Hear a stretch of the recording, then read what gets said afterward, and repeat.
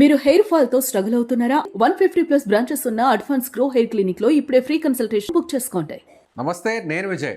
Iran మీద యుద్ధం విషయంలో ట్రంప్ యూటర్న్ తీసుకున్నారా? స్ట్రైట్ ఆఫ్ హార్మూజ్ని కూడా వదిలేస్తాను, ఈ బాధ్యత యూకే అండ్ గల్ఫ్ దేశాలకు మాత్రమే అని చెప్పడం. అంటే ట్రంప్ నిజంగా ఈ మాటను నమ్మచ్చా? అసలు ట్రంప్ చెప్పే మాటలకు ఎంత వ్యాలిడిటీ ఉంది? నిజంగా ట్రంప్ ఇరాన్ మీద యుద్ధాన్ని ఆపుతున్నాడా లేదా తెలుసుకునే ప్రయత్నం చేద్దాం. మనతో పాటున్నారు retired army officer colonel Vivirao గారు. సార్ నమస్తే. సార్, ఏంటి ట్రంప్ మళ్ళీ ఇంకో కొత్త స్టేట్మెంట్తో వచ్చాడు? నేను యుద్ధాన్ని ఆపేస్తాను, స్ట్రైట్ ఆఫ్ హార్మూజ్ని వదిలేస్తాను, దీని బాధ్యత గల్ఫ్ కంట్రీస్ది, యూకేది అంటున్నాడు. అలాగే వాళ్ళు రాకపోతే కూడా ఇంకా వాళ్ళతో అవసరమైనప్పుడు నేను ఎప్పుడు ముందుకు రాను అని కూడా నాటోని బెదిరిస్తున్నాడు, యూరోపియన్ కంట్రీస్ని కూడా బెదిరిస్తున్నాడు. ఎలా చూడాలి ఆ స్టేట్మెంట్? ట్రంప్ గారికి ఒక particular style of public relations ఉంది. ఎక్కువ చేస్తారు అన్ని బ్రీఫింగ్స్, ఆయన యాక్చువల్గా ఇవ్వాల్సిన అవసరం లేదు. సెకండ్ థింగ్ ఏంటంటే అది చేసినప్పుడు దూకుడుగా చేస్తారు. తర్వాత కొంచెం స్వాగతం ఎక్కువ పలుకుతారు, అన్ని నేను చేస్తున్నాను. సో దాంతో ఏమనిపిస్తుంది అంటే ఏంటంటే ఫస్ట్ ట్రంప్ గారు పర్సనల్ బిజినెస్ చేస్తున్నట్టు అనిపిస్తుంది. కాదు, ఇది American state, as a state వాళ్ళ పాలసీ ప్రకారం చేస్తుంది. దాని వెనకాల సపోర్టర్స్ ఉంటారు, అదే మామూలు మినిస్ట్రీస్ ఉంటాయి, తర్వాత వాళ్ళ సెక్రటరీస్ ఉంటారు.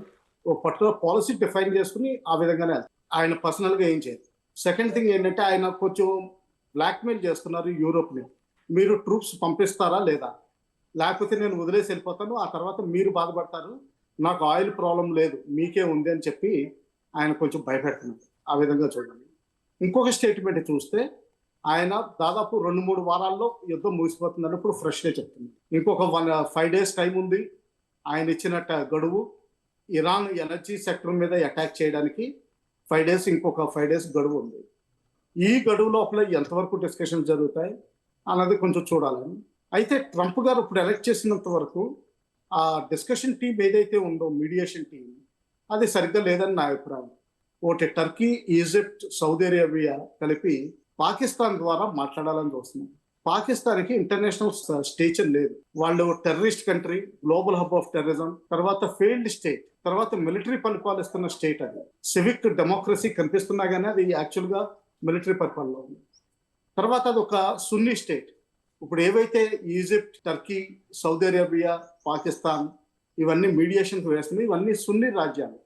ఇరాన్ ప్రైమర్లీ, తర్వాత వాళ్ళకున్న సపోర్ట్ సౌతీస్ కానివ్వండి, హమాస్ కానివ్వండి, హెజ్బుల్లా కానివ్వండి, వీళ్ళందరూ షియాస్. సో ఆ విధంగా ఏంటంటే సిన్సియారిటీ కనిపించట్లేదు. ఆ తర్వాత డైరెక్ట్గా 1-to-1 టాక్స్ కూడా అవ్వట్లేదు. ఇంటర్మీడియటరీస్ ద్వారా మధ్య వార్తలు జరుగుతున్నాయి. ఇటువంటిది ఇరాన్ ఎట్టి పరిస్థితులను ఒప్పుకోదు. ప్రస్తుతానికి ఇరాన్ది పై చేయిగా ఉంది, వాళ్ళ ఐఆర్జీసీ స్ట్రాంగ్గా ఉంది. పొలిటికల్ అండ్ మిలిటరీ లీడర్షిప్ని చాలా వరకు ఎలిమినేట్ చేసినా కానీ వాళ్ళు ఇంకా చాలా స్ట్రాంగ్గానే ఉన్నారు. హార్మూజ్ జలసంధిలో వాళ్ళు ట్యాక్స్ వసూలు చేయడం మొదలుపెట్టారు. ఆ ట్యాక్స్ వాళ్ళకి చాలా ఇన్కమ్ ఇస్తుంది. సంవత్సరానికి దాదాపు $8 బిలియన్ ఇవ్వగలిగిన స్తోమత ఉంది ఆ సంధికి. అంటే ఒక్కో షిప్ నుంచి దాదాపు 13 కోట్ల రూపాయలు ఈ ట్యాక్స్ రూపంలో వసూలు చేయబోతున్నారు అని అంటున్నారు. నిజమే అంటారా? సో అంటే అది ఫిగర్, అది 13 కోట్లు అవ్వకపోవచ్చు. బ్యారెల్కి $1 కింద లెక్క పెట్టుకోండి. That is a better assessment. రోజుకి 20 మిలియన్ల బ్యారెల్స్ అక్కడి నుంచి ప్రయాణిస్తుంది. సో అంటే రోజుకి 20 మిలియన్లు అనుకుందాం. 20 మిలియన్లు అంటే 365 రోజులు, దాదాపు $8,000 మిలియన్ల. అంటే $8 బిలియన్ లెక్క పెట్టుకోండి. అది మన ఇండియా డిఫెన్స్ బడ్జెట్ కంటే ఇంకా ఎక్కువ అమౌంట్. సో అందుకని చెప్పి చాలా లూక్రేటివ్ అమౌంట్, వాళ్ళు వదిలిపెట్టే అవకాశం లేదు.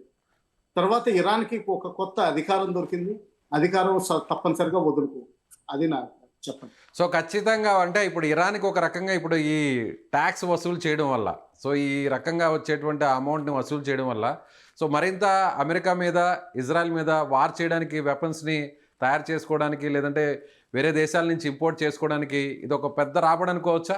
సో యుద్ధాన్ని ఇంకా కూడా నెలల పాటు, సంవత్సరాల పాటు కంటిన్యూ చేయడానికి ఇది ఒక పెద్ద అవకాశం దొరికింది అనుకోవచ్చా?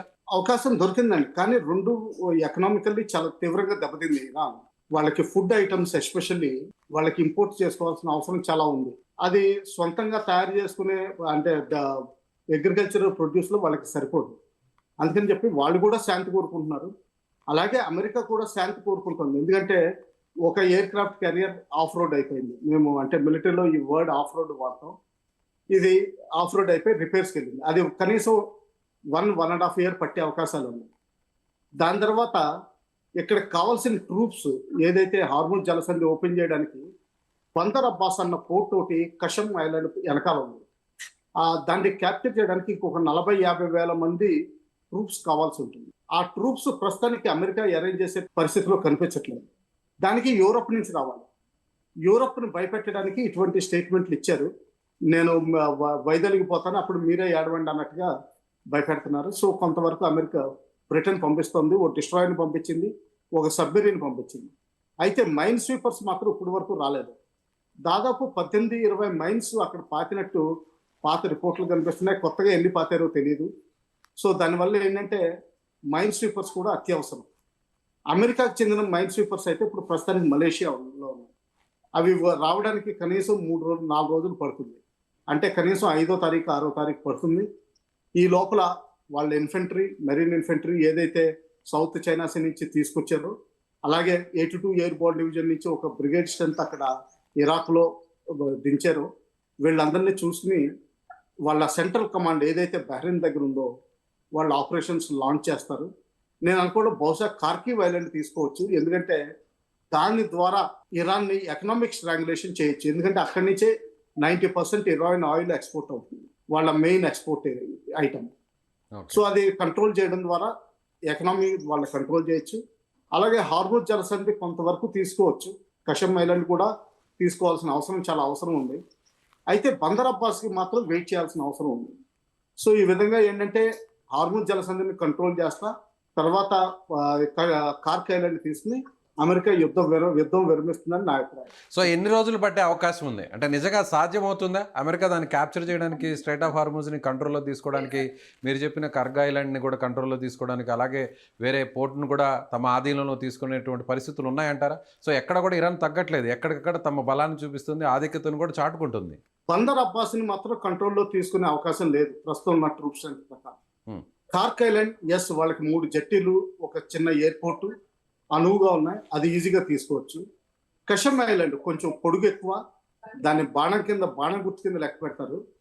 అందులో చాలా కేవ్స్ ఉన్నాయి. ఎప్పటి నుంచో కొన్ని వేల సంవత్సరాల నుంచి ఉప్పు మైనింగ్ చేయడం వల్ల అక్కడ కేవ్స్ ఏర్పడింది, న్యాచురల్ కేవ్స్. అందులో బిల్టప్ ఏరియా కొంత సమయం పడుతుంది, కానీ కంట్రోల్ చేసే కెపాసిటీ ఉంది అమెరికాకి ప్రస్తుతం ఉన్న స్ట్రెంత్. అది నా అభిప్రాయం. సో ఇప్పుడు పెట్టిన ఎఫర్ట్స్ కంటే కూడా ఇంకా మరిన్ని రెట్లు ఎఫర్ట్స్ పెట్టాల్సిన అవసరం ఉందా? వీటిని కూడా కంట్రోల్ ఉందండి. దాని గురించే యూరోప్ నుంచి ట్రూప్స్ అడుగుతున్నారు, నాటో ట్రూప్స్. బేసికలీ యూరోప్ ఒక 40-50 వేల మందిని పంపించగలిగితే తద్వారా బందర్ అబ్బాస్ పోర్ట్ను కూడా క్యాప్చర్ చేయడం జరుగుతుంది. దాని తర్వాత ఫుల్ హార్మోన్స్ 100% కంట్రోల్ వస్తుంది. అప్పుడు ఎవరు కంట్రోల్ చేస్తారు ఇంటర్నేషనల్ వాటర్స్లో అన్నట్టుగా అది ఐక్యరాజ్య సమితి డిసైడ్ చేయాల్సి ఉంటుంది. తద్వారా నేను కూడా బహుశా యూరోపియన్ యూనియన్ కొన్ని రోజులు కంట్రోల్ చేసే అవకాశాలు ఎక్కువ కనిపిస్తున్నాయి. అది నా అభిప్రాయం. కానీ బందర్ అబ్బాస్కి మాత్రం చాలా ఎఫర్ట్ పెట్టాల్సి ఉంటుంది. సో యూకే, బ్రిటన్ ముందుకొచ్చే అవకాశం ఉందంటారా? అంటే 50,000 వరకు సైనికులు తీసుకురావాలంటున్నారు, ఆ భూభాగంలో దింపాలి, యుద్ధం చేయాలి, కంట్రోల్లోకి తెచ్చుకోవాలంటున్నారు. నిజంగా బ్రిటన్ ముందుకొచ్చే అవకాశం ఉంది? అంతమందిని పంపించే ఛాన్స్ ఉంది అంటారు? అవకాశం ఉంది, కానీ సమయం పడుతుంది వాళ్ళు పంపించడానికి. ఈవెన్ బై ఎయిర్ ఇండక్ట్ చేసినా కానీ కనీసం 10 రోజులు పడుతుంది. ఓకే. సో ఇప్పుడు 5వ తారీఖు వరకు ఇరాన్కి ఒక ఛాన్స్ ఇస్తారు నేను అనుకోవడం. అంటే హార్మూజ్ జలసంధిని కనీసం ఒక 4 రోజులైనా సరే పెండింగ్లో పెట్టమని. ఒకవేళ వాళ్ళు పెండింగ్లో పెట్టకుండా ఉంటే మాత్రం తప్పనిసరిగా ఇది వార్ ఎక్స్టెండ్ అయ్యే అవకాశాలు చాలా ఉన్నాయి. ఒకవేళ వార్ ఎక్స్టెండ్ అయితే మాత్రం ఇరాన్ తన హౌతీ కార్డు ఫుల్ ఓపెన్ చేసే అవకాశాలు ఉన్నాయి. హౌతీ కార్డు ఫుల్ ఓపెన్ చేస్తే రెడ్ సీ క్లోజ్ చేయొచ్చు. రెడ్ సీ క్లోజ్ చేయడం తద్వారా సూయజ్ కెనాల్ కూడా కంట్రోల్లోకి తీసుకురాం. అప్పుడు ఇంకా వైడ్ స్ప్రెడ్ ఇది జరుగుతుంది. అప్పుడు ఫుల్ స్కేల్ ఇన్వేజన్ జరిగితేనే కానీ ఇరాన్ లొంగేటట్టు కనిపించదు. సో యాజ్ ఏ ఆర్మీ ఎక్స్పర్ట్గా మీరు ఏం చెప్తారు? ఎన్ని రోజుల పాటు యుద్ధం ఇంకా కొనసాగే అవకాశం ఉంది? సో అన్ని నార్మల్ డేస్గా రావడానికి ఎంత సమయం పట్టే ఛాన్స్ ఉంది? ఒకవేళ ఇరాన్ రాజనీతి వాడితే, ఎందుకంటే వాళ్ళకు కూడా తెలిసిన వాళ్ళు ప్రస్తుతానికి గెలుస్తున్నా కానీ చాలా వీక్గా ఉన్నారు, బలహీనంగా ఉన్నారు. రానున్న 5 సంవత్సరాల్లో మళ్ళా పుంజుకుని మళ్ళా తిరిగి యుద్ధం చేసుకునేందుకు వాళ్ళు రాజనీతి వాడితే మాత్రం బహుశా 6వ తారీఖు మధ్యాహ్నం కల్లా వాళ్ళు సంధికి ఒప్పుకుంటారని నా అభిప్రాయం. ఒకవేళ ఎట్టి పరిస్థితులను ఒప్పుకోకపోతే మాత్రం ఇది 2-3 నెలలు జరిగే అవకాశాలు కనిపిస్తుంది. ముందుగా ట్రంప్ ప్రకటించినట్టుగా డెడ్ లైన్ 5వ తారీఖు 6వ తారీఖు ఆ డెడ్ లైన్ వరకు కూడా సో కాస్త వేచి చూసే ధోరణిలో అమెరికా ఉందనుకోవచ్చు. ఆ తర్వాత మాత్రం మరింత తీవ్రమయ్యే అవకాశం ఉందంటారు యుద్ధం? ఎస్, 5వ తారీఖు వరకు 6వ తారీఖు వరకు వేచి చూసే అవకాశం ఉంది. కానీ వాళ్ళది ఒక తప్పు చేసినట్టు అనిపిస్తుంది. ఇండియాని కానీ చైనాని కానీ రష్యాని కానీ మధ్యవర్తిత్వాన్ని పెట్టాల్సింది. రష్యా అంటే అక్కడ యూక్రెయిన్లో ఇరుక్కుపోయింది, చైనా అంటే ఇరాన్ని 100% సపోర్ట్ చేస్తుంది. న్యూట్రల్గా ఉన్న ఈ కంట్రీని ఇండియాని మధ్యలో ఇన్వాల్వ్ చేస్తే డెఫినెట్లీ శిస్తు కాకపోతే ఇంకొక వారం రోజుల తర్వాత టెంపరీ ట్రూస్ అయినా సరే సంభావన నేను అనుకుంటున్నాను.